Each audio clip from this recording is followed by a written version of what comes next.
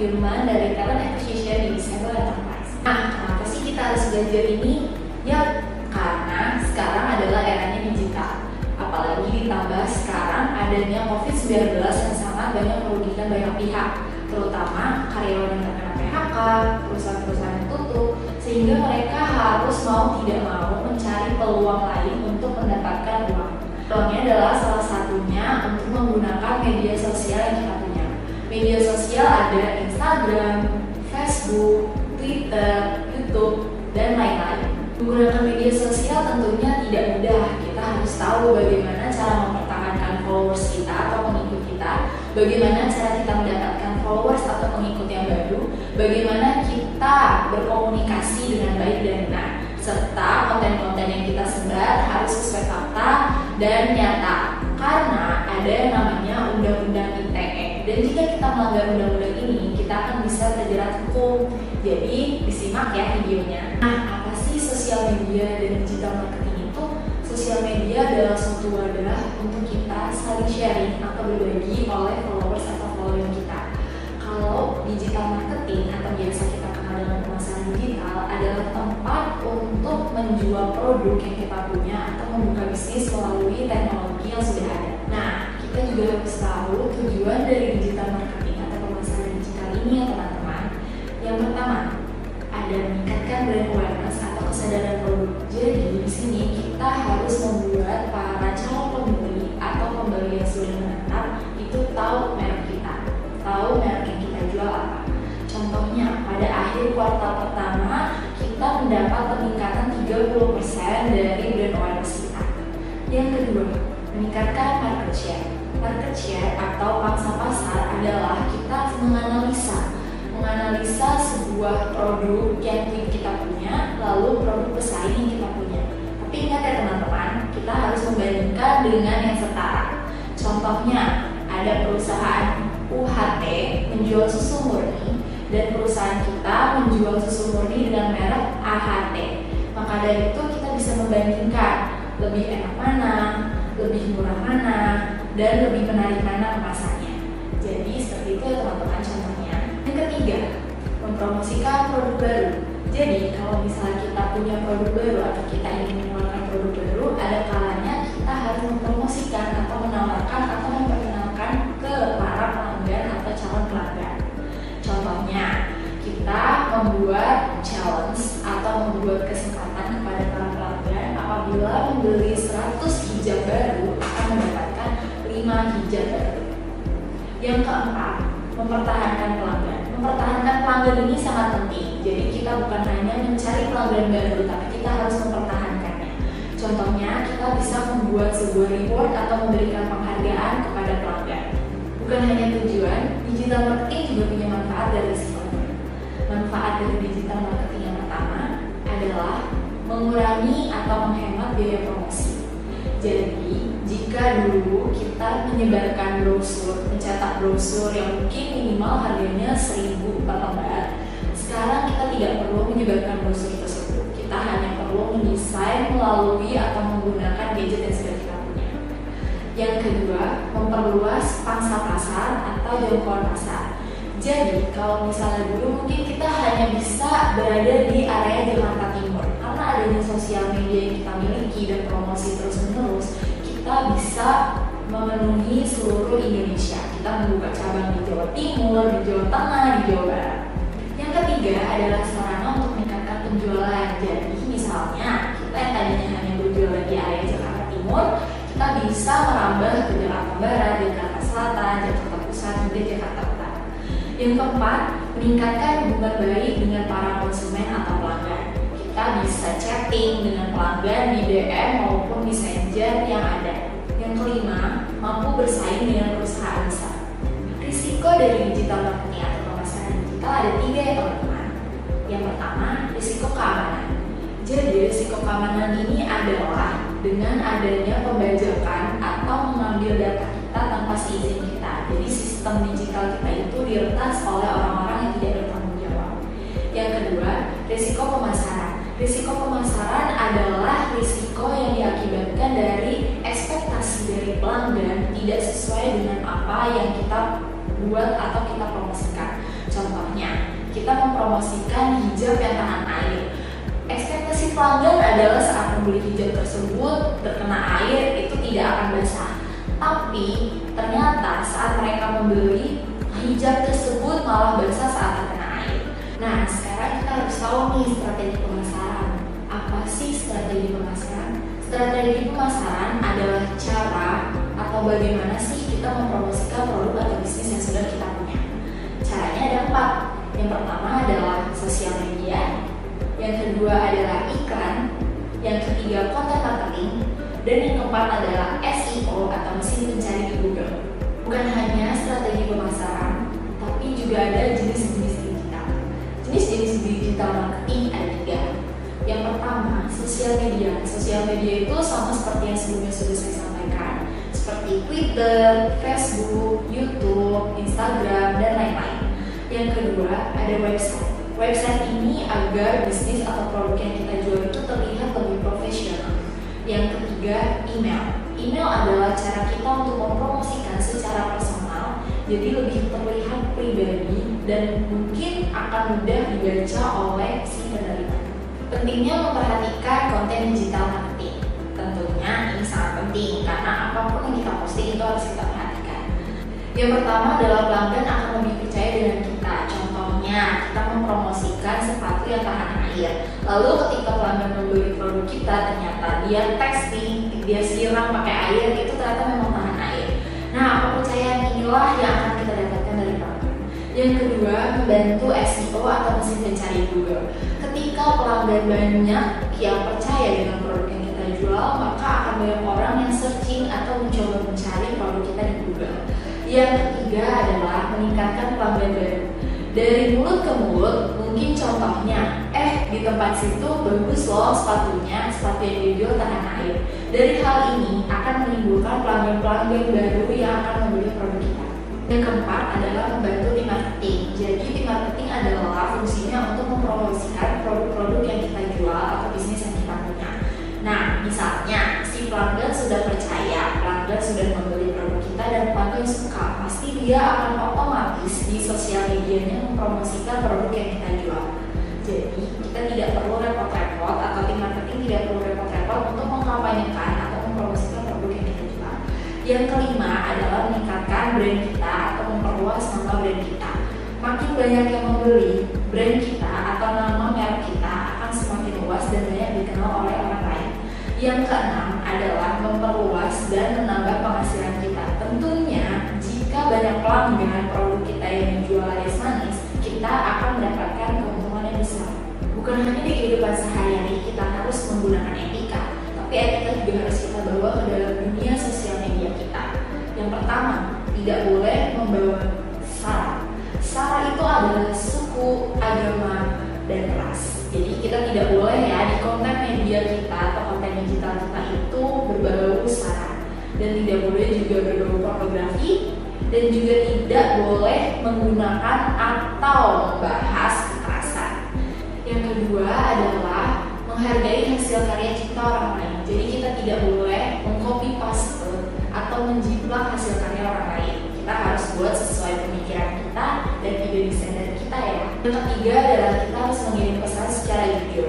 Jadi kita memberi informasi yang sesuai fakta. Kita tidak boleh mengada-ngada atau memberikan berita bohong. Yang keempat adalah kita harus bersikap sabar. Tentunya dalam dunia sosial media sangat banyak yang tidak suka dengan produk atau bisnis yang akan kita bangun nantinya. Nah, di situ kita harus bersikap sabar. Kita harus tetap positive thinking untuk tetap menjalankan bisnis yang kita punya. Bukan hanya etika, tapi kita juga sosial media ini memiliki undang-undang. Undang-undang tersebut adalah Undang-Undang ITE, yaitu Informasi dan Transaksi Elektronik. Undang-undangnya ada di nomor 19 tahun 2015. Jadi kita sangat amat dilarang untuk menyebarkan berita bohong atau hoax, kekerasan, pornografi maupun yang berbau sara. Jika kita melanggar undang-undang ini, maka kita bisa terjerat hukum. Bukannya itu nanti kita malah jadi buntut. Kampanye adalah tindakan untuk mengajak pelanggan atau mengajak orang lain untuk menuju sebuah tujuan yang kita punya. Contoh, kita ingin membuat lingkungan kita menjadi bersih, maka dari itu kita harus membuat kampanye untuk membuang sampah pada tempatnya. Yang kedua, promosi. Promosi adalah menawarkan produk atau jasa atau barang atau bisnis yang kita punya kepada pelanggan-pelanggan. Semakin sering orang melihat produk kita, semakin sering orang melihat brand atau nama merek kita di sosial media atau dimanapun, maka akan semakin banyak pula yang tertarik dan membelinya, sehingga kita akan mendapatkan keuntungan yang besar. Mengoptimalkan branding atau penampilan produk kita. Gimana sih caranya?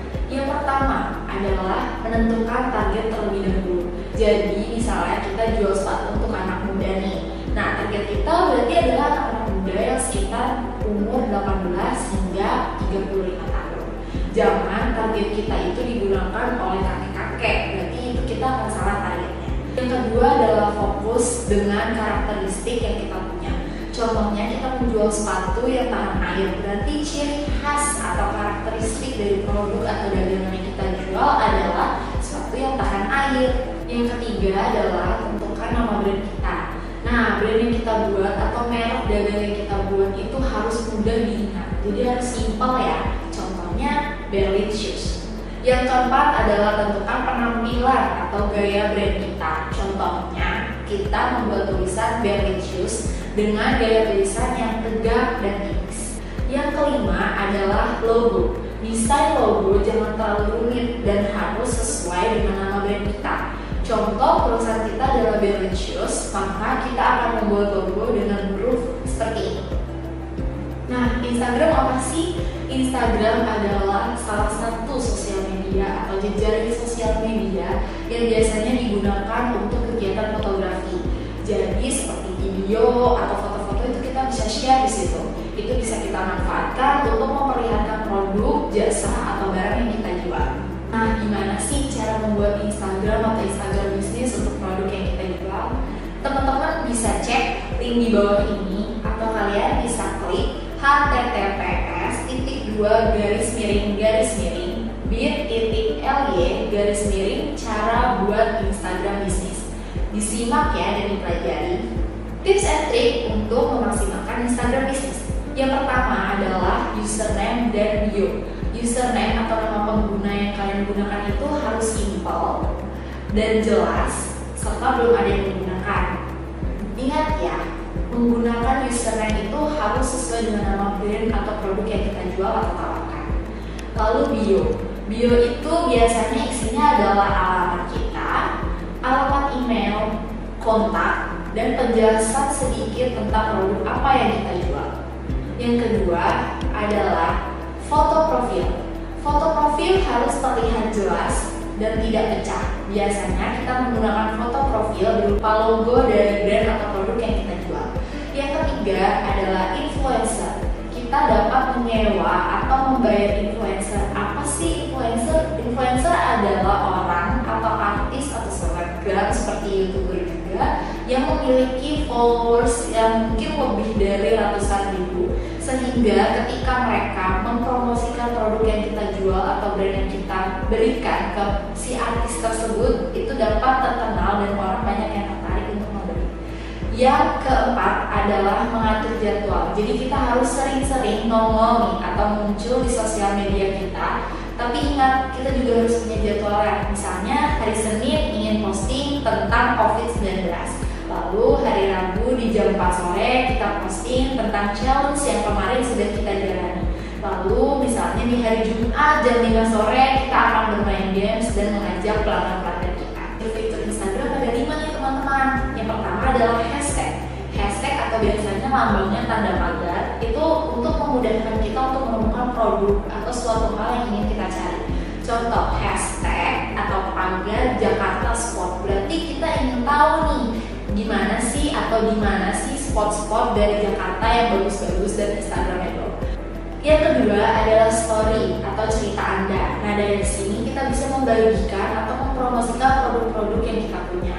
Kita bisa foto, kita bisa videoin produk-produk kita tambahin fitur-fitur seperti stiker, atau mungkin kita bisa melakukan survei di situ. Yang ketiga adalah DM atau direct message atau pesan. Nah, di sini adalah gunanya untuk kita berkomunikasi kepada si pelanggan atau calon pelanggan yang ingin membeli barang-barang kita. Yang keempat adalah feeds. Feeds itu adalah di profil kita, itu ada kotak-kotak. Nah, itu adalah feeds. Jadi itu merupakan tata letak foto-foto yang sudah kita upload di sebelum-sebelumnya.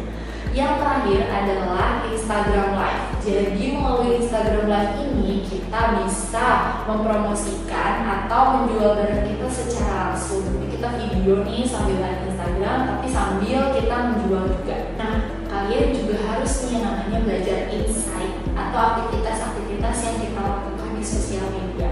Bagaimana interaksi para pelanggan atau para pengikut atau followers kita kepada kita. Berikut adalah cara untuk melihat insight Instagram bisnis kita. Yang pertama adalah klik insight. Yang kedua adalah account reach. Nah, account reach ini berguna untuk melihat pengunjung yang mengunjungi Instagram bisnis kita. Yang ketiga adalah interaksi kepada pelanggan atau followers kita. Jadi kita bisa melihat nih seberapa besar sih interaksi kita terhadap si pelanggan-pelanggan tersebut.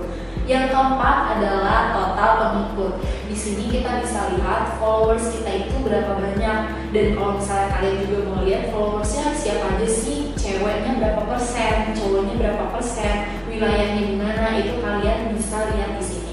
Yang terakhir atau yang kelima adalah melakukan survei. Nah, teman-teman bisa melakukan survei nih, jadi teman-teman akan tahu lebih tertarik A atau B, lebih tertarik barang yang berwarna biru atau berwarna pink.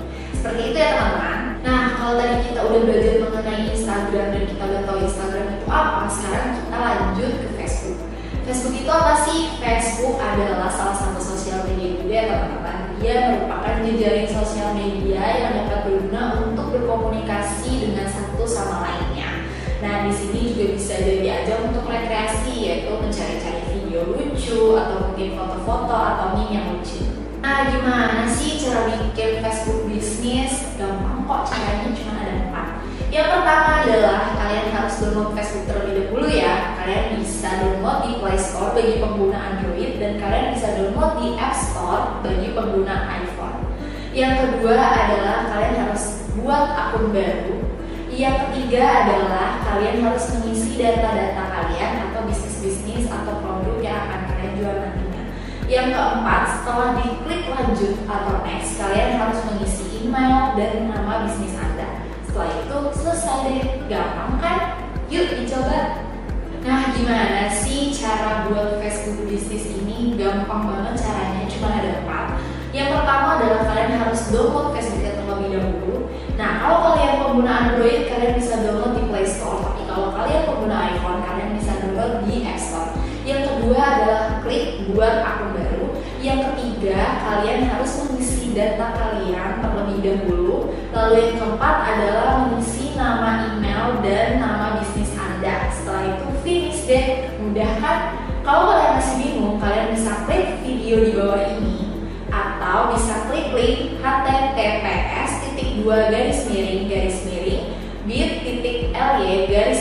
cara buat Facebook bisnis. Disimak ya. Nah, bukan hanya Instagram yang memiliki fitur-fitur, namun Facebook juga memiliki fitur-fitur. Fiturnya ada 6. Yang pertama adalah hashtag. Sama seperti Instagram, hashtag juga berguna untuk memudahkan kita atau para pelanggan untuk mencari sesuatu yang diinginkan.